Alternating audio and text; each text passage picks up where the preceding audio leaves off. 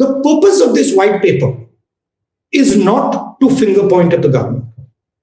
The purpose of this white paper is to help the nation prepare for the third wave that is going to come. It is pretty clear that the management of the first wave and the management of the second wave was disastrous.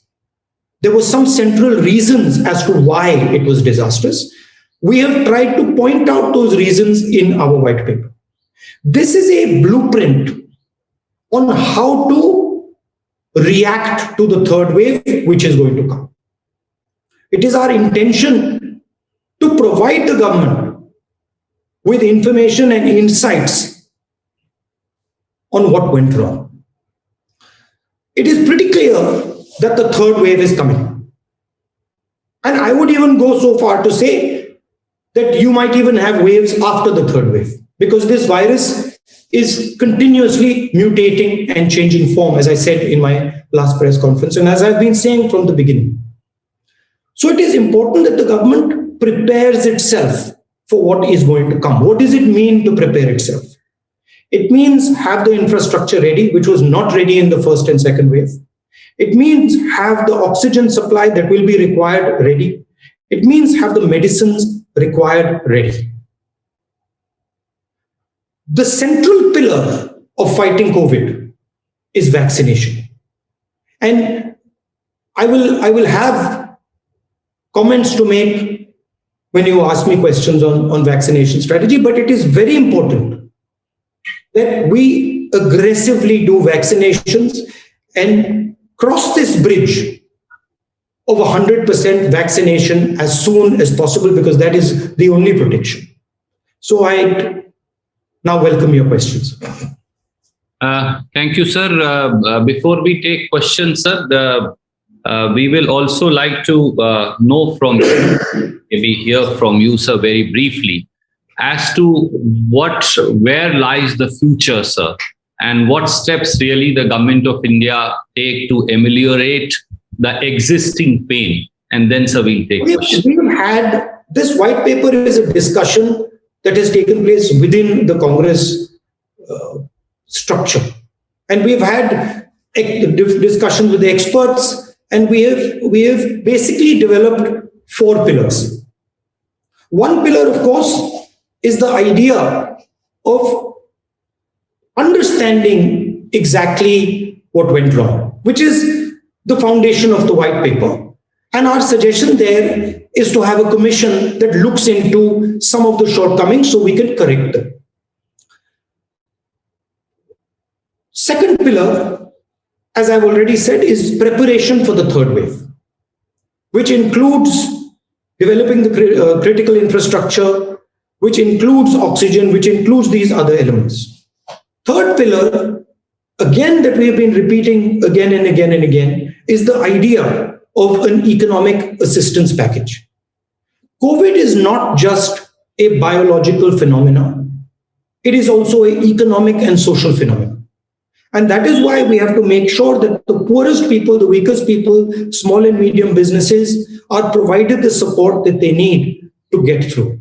And the fourth and final element is a COVID compensation fund, where we give money to people who have lost loved ones, where we commit to them support of the Indian nation and say that, look, we stand with you in this difficult time. Randeep ji, मैं हिंदी में भी बोल देता हूँ. White paper का लक्ष्य एक प्रकार से रास्ता दिखाने का है. हमने 4 मेन पॉइंट्स निकाले. पहला पॉइंट जो मैंने बोला, जो तीसरी वेव आने वाली है उसकी तैयारी, oxygen, hospital beds, critical infrastructure, दवाइयां, इन चीजों का आज प्रिपरेशन, कि जब थर्ड वेव आए हिंदुस्तान के हर शहर में अस्पताल, गांव में जो सपोर्ट की जरूरत है वो सब तैयार मिले. जिन लोगों को ऑक्सीजन की जरूरत हो उनको आसानी से ऑक्सीजन मिल जाए, और बिना कोई कारण डेथ ना हो. जो नीडलेस डेथ है जो एक प्रकार से लाखों लोग नीडलेसली मरे हैं सेकेंड वेव में, वो फिर से ना हो। दूसरा पॉइंट, कोविड सिर्फ बायोलॉजिकल बीमारी नहीं है, कोविड इकोनॉमिक सोशल बीमारी है। और इसलिए हमने सरकार को सबसे गरीब लोगों को, छोटे बिजनेसेस को, मिडिल साइज बिजनेसेस को आर्थिक सहायता देने की जरूरत है। हमने एक न्याय का कॉन्सेप्ट दिया है, अगर नाम प्रधानमंत्री को अच्छा नहीं लगे उसका नाम बदल दें, बट बेसिक कॉन्सेप्ट कि गरीबों के जेब में, गरीबों के घर में हम डायरेक्ट फंड्स पहुंचाएं। और चौथा जो हमारा पिलर है कि एक कोविड कॉम्पनसेशन फंड बनाया जाए। जिन परिवारों के घर में जो ब्रेड अर्नर्स हैं, उनकी मृत्यु हुई है, उनका कॉम्पनसेशन दिया जाए, उनको डायरेक्ट कोविड फंड से उनको सहायता दी जाए। तो ये हमारे 4 पॉइंट्स हैं। Thank you, sir. We'll start questions one by one. Please keep raising your hands. I can see, and then we'll keep going to each one of you. Can we start with the PTI, Mr. Sanjeev? Thank you, Radhik. Namaskar, Rahul ji. Namaskar. Rahul ji, experts are saying that the third wave of coronavirus infections is likely to hit India by October. And there have been record 84 lakh vaccinations yesterday. But some opposition states are still starving for the vaccine. Do you think the government has the wherewithal to sustain this current pace of vaccination that has started yesterday, considering that only 5% of the adult population of the country is vaccinated currently, leaving millions vulnerable to infections and deaths? And I would also like to add, since it is a very active political it's a day of hectic political activity in the capital. Mr. Sharad Pawar has convened a meeting of a number of opposition leaders and people. So I would just like if you could react on that also. My request. Okay, on the political aspect, my intention here is to bring focus on COVID. My intention here is to point clearly in the direction of where we think the government should act on COVID. And so I'm not going to distract you or myself by getting into, what is going on in the politics and what is going on here and there. There is a time and place for that discussion, and I'm happy to talk to you at that time. With regards to vaccination, vaccination is really the only answer that we have to COVID. It is the central pillar of our strategy. Yes, good work has happened yesterday, but this is not a series of events. This is a process. And we have a humongous task in front of us. We have to diligently do this task. We have to make sure that this task is done. The government has to do that. And it has to make this process work not just on one day, but every day until we have vaccinated our whole population. I think the idea of a mission, a COVID vaccination mission, is a good one, where we involve the country and say, okay, as a nation, we have to get this job done. This is what is required. These are the volunteers that need to be trained. And we think about it as a mission. I think that is what my advice would be to the government. Thank you, sir. I will only take the liberty of adding one line, sir, just for the knowledge of our friends here, that we are very happy with the 80 lakh vaccination per day. Highest vaccination record in this country has been 17 crore vaccinations in a single day for pulse polio on February 19, 2012. Of course, then the Prime Minister Dr. Manmohan Singh did not put up his posters. That is the only marked distinction. Coming, sir, to the Next one point that I would like to make is that the government must treat all states equally. This is a matter of life and death. And the government must not view Indian states as BJP states versus opposition states. All states must be viewed in the same light. All states must be provided with the same assistance. All states must be provided with the same quantity of vaccinations that are required. And so that it is very important that that bias does not come in. And there's a reason for it. Because vaccination for 70% of the population or 50% of the population is not going to solve our problem. Because the virus will mutate. So we have to vaccinate everybody as fast as possible so that we reach a level of vaccination where the virus can no longer mutate. So this idea that there are some BJP states and there are some Congress states and we have to prove that BJP states are vaccinating better, which is embedded in the way the government is acting, is not a good idea. It's a dangerous idea for the country. Thank you, sir. May I go to the second agency, ANI, Mr. Siddharth? Will you please come in and ask your question? नमस्कार sir. Sir मेरा सवाल ये है कि आप एक positive note पे white paper लेके आए हैं, तो कांग्रेस इस व्हाइट पेपर को क्या सरकार को भी प्रेजेंट करेगी और किस तरीके से आप सरकार के सामने फॉर्मली प्रेस कॉन्फ्रेंस के अलावा रखेंगे?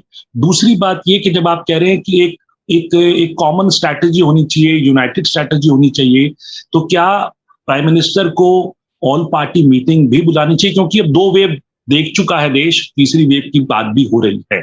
तो आप इस पे आपकी जानकारी, आपका व्यू जानना चाहूंगा। और दूसरा ये कि कुछ वैक्सीन को लेके भी जो है कांग्रेस पे आरोप लगता है कि मिसकम्युनिकेशन फैला रहे हैं। कोवैक्सीन को लेके कुछ लीडर्स जो हैं कांग्रेस के, वो भ्रम फैलाते हैं। इस पर आपकी प्रतिक्रिया क्या है? देखिए, हमने पहले ही कहा था कि कोरोना से लड़ना है तो डिसेंट्रलाइज तरीके से लड़ना होगा। प्रधानमंत्री की जगह है, चीफ मिनिस्टर की जगह है, डीएम की जगह है,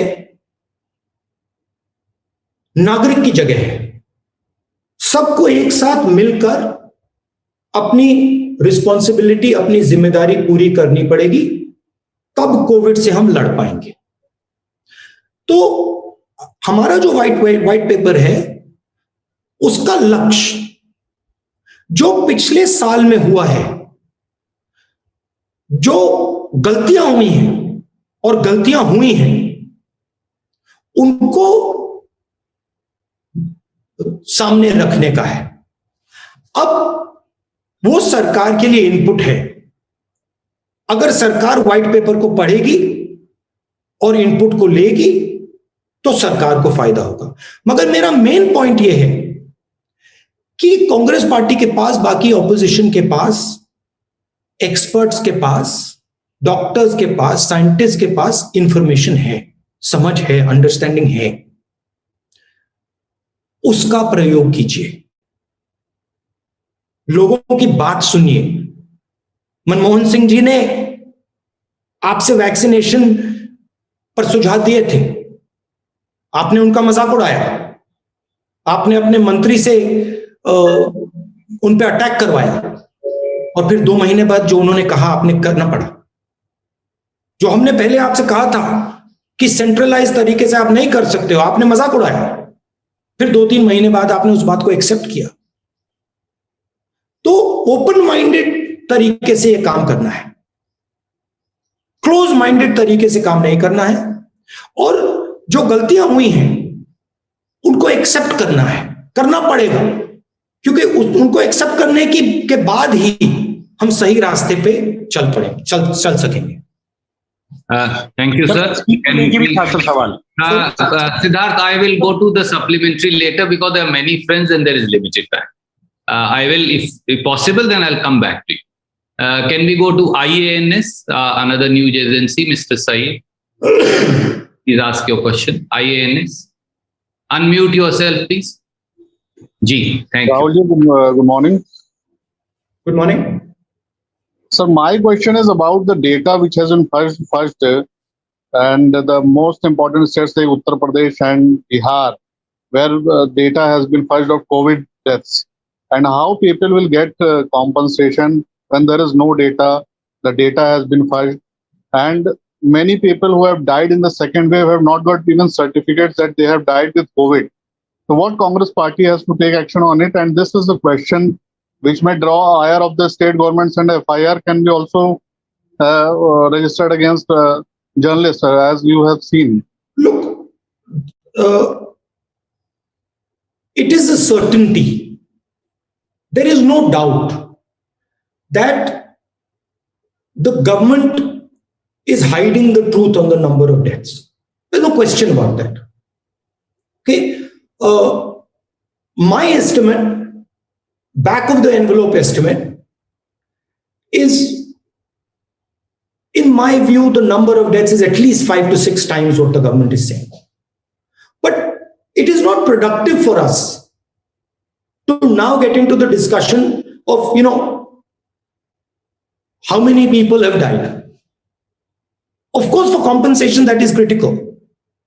And there are ways in which we can figure out that number. But the discussion must not be about the number. The discussion must be about, look, what are we going to do next? We can attack the government once we have fought off COVID. We can attack the government on you lied about the number of people. But today the time, because again, I'm repeating myself. If you think the second wave was bad, the third wave is going to be worse. Because the virus is intelligent and it is transforming itself.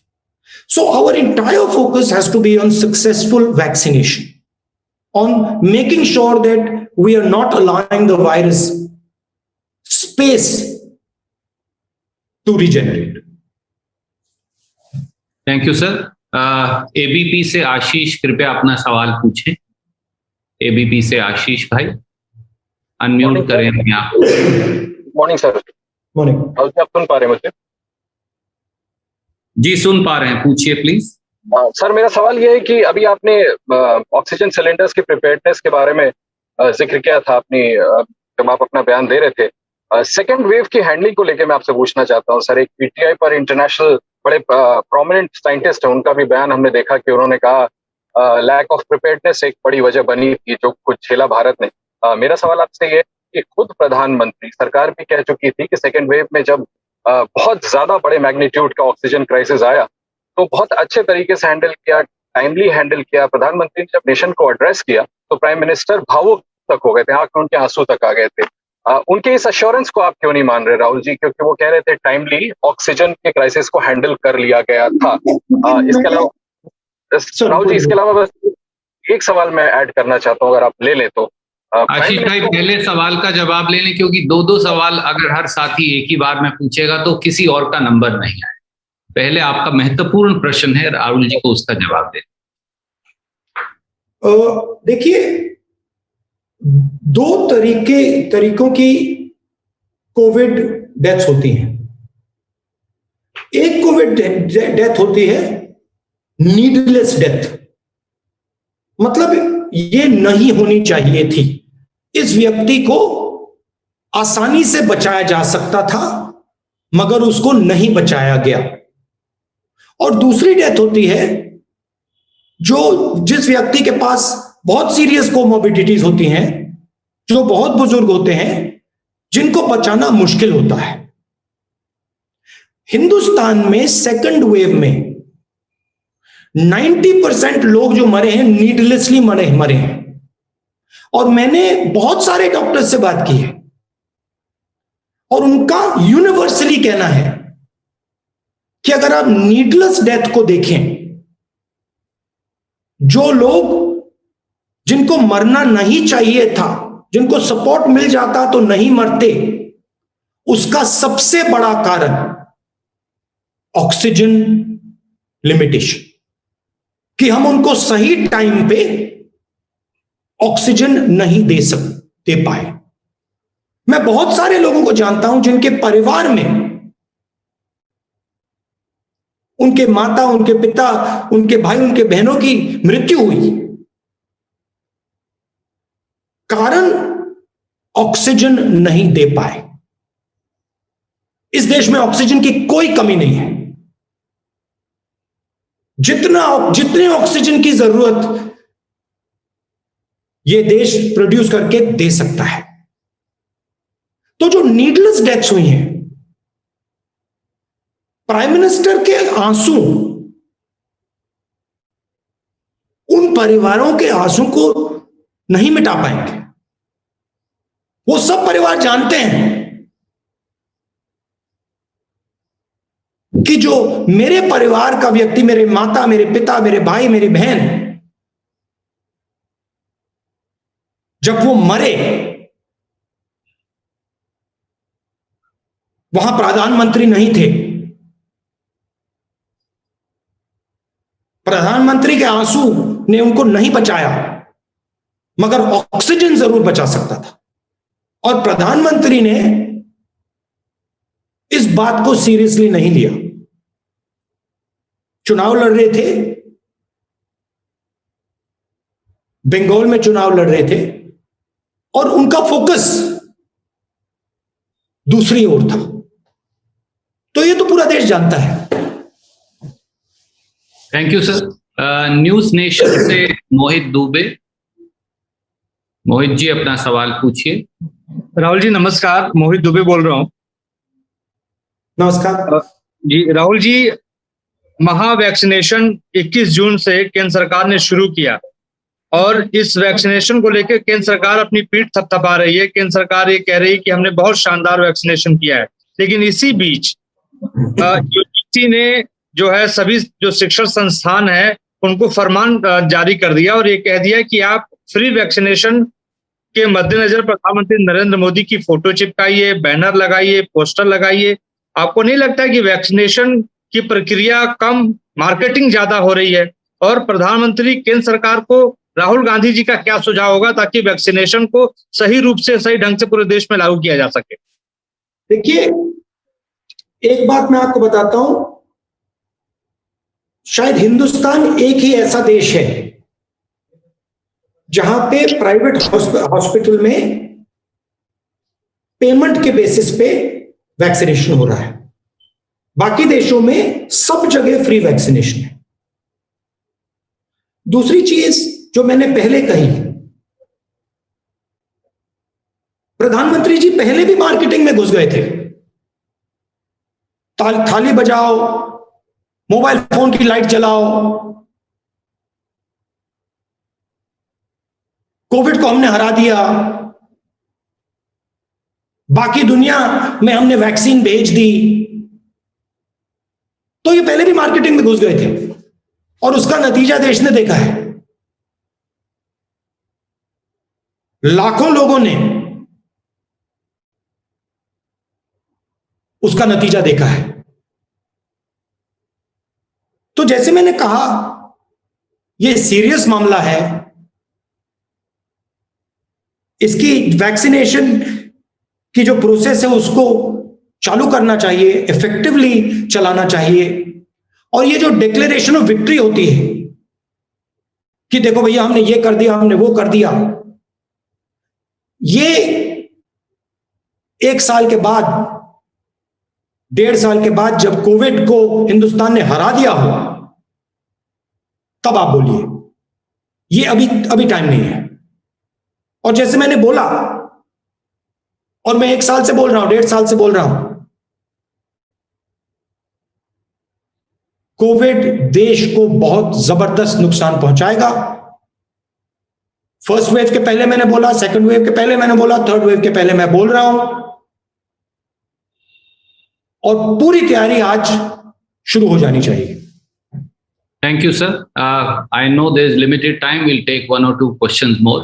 News 24 से Shri Raman ji from News 24, आप अपना प्रश्न पूछिए।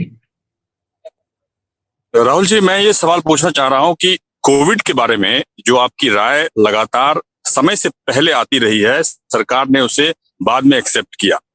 Vaccination को लेकर जो भारत में Covaxin और कोविशील्ड 2 वैक्सीन यहाँ पे दिया जाता है, लेकिन कोविशील्ड में अचानक ड्यूरेशन जो है पहले और दूसरे वैक्सीन का वो 88 दिन कर दिया गया, जिसका लॉजिक किसी को समझ में नहीं आता और इसके बारे में राइटर्स तक में खबर छपी है और जो एक्सपर्ट हैं उनकी भी राय अलग है। आपको लगता है कि इस वैक्सीन के बारे में भारत के लोगों में एक भ्रम की स्थिति पैदा हो गई है कि भारत के वैक्सीन का इस्तेमाल वो करें या रूस की स्पुतनिक का इस्तेमाल करें, फाइजर का इस्तेमाल करें, जो कि अब सरकार धीरे धीरे परमिशन दे रही है? देखिए, जैसे मैंने बोला, वैक्सीनेशन ही इसका एक सोल्यूशन है और कोई सोल्यूशन ही नहीं है, और कोई बाकी टैक्टिक्स हैं बट सेंट्रल सोल्यूशन नहीं है।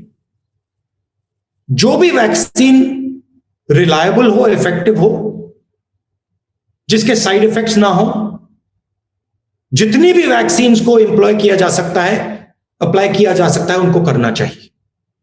मेरी ये राय है। मेरी राय है कि वॉर फुटिंग पे वैक्सीनेशन मिशन के बेसिस पे करना चाहिए और तेजी से करना चाहिए।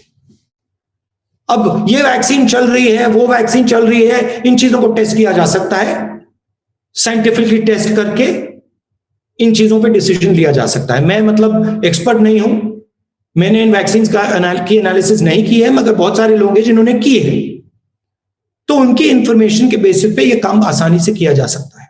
आपने कहा कि देखिए, आप 1 साल से कोविड के बारे में बोल रहे हैं। मैं 1 साल से कोविड के बारे में सिर्फ नहीं बोल रहा हूं, बहुत सारे लोग बोल रहे हैं।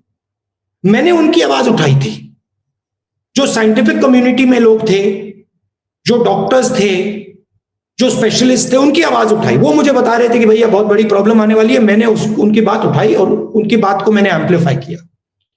प्रॉब्लम यह है कि सरकार उनकी बात नहीं सुन रही है, सरकार साइंटिफिकली एक्शन नहीं ले रही है।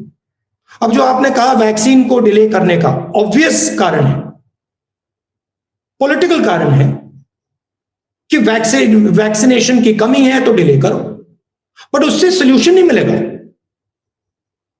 क्योंकि वायरस ये नहीं समझता कि भैया आपने 2 महीने बाद किया या 3 महीने बाद किया या 4 महीने बाद किया, वो आपको इन्फेक्ट करेगा। अगर उसको रास्ता मिलेगा वो इन्फेक्ट करेगा। तो प्रधानमंत्री को यह समझना है कि यह पॉलिटिकल लड़ाई नहीं है। इस लड़ाई में पूरा हिंदुस्तान उनके साथ खड़ा है। यह वायरस के खिलाफ लड़ाई है और पूरी हिंदुस्तान की शक्ति को प्रधानमंत्री इस्तेमाल करनी चाहिए। Thank you sir. Raman ji, Rahul ji ने, कांग्रेस पार्टी ने कई बार कहा है जितने वैक्सीन हो सके लेकर आइए। भारत बायोटेक का वैक्सीन सही है, सीरम का सही है, अगर सरकार कह रही दोनों सही है तो सही है। स्पुतनिक लेकर आए तो स्पुतनिक भी सही है। और जैसा राहुल जी ने कहा, जितने वैक्सीन उपलब्ध हो सकते हैं वो सब उपलब्ध करवाइए देश के लोगों को। अगला सवाल सर, आज तक India today.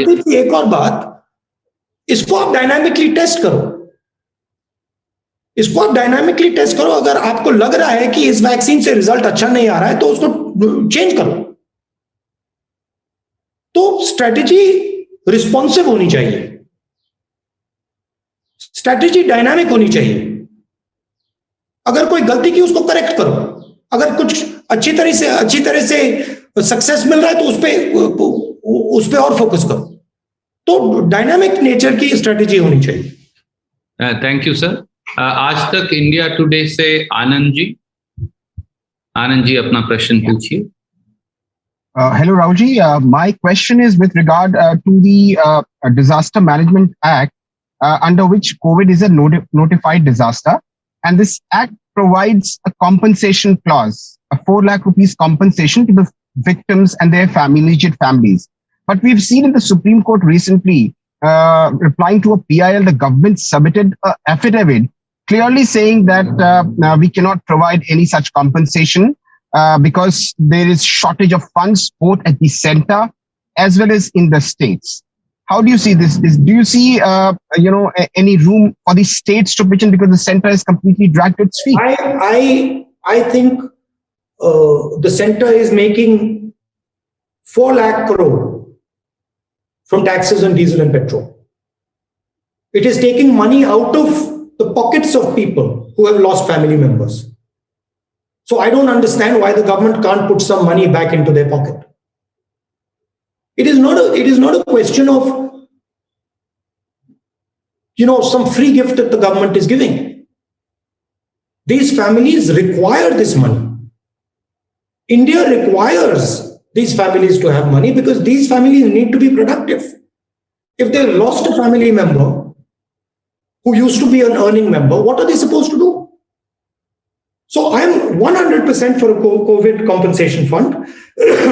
and I feel that there's no shortage of money because the government is taking money from people every day from petrol and diesel.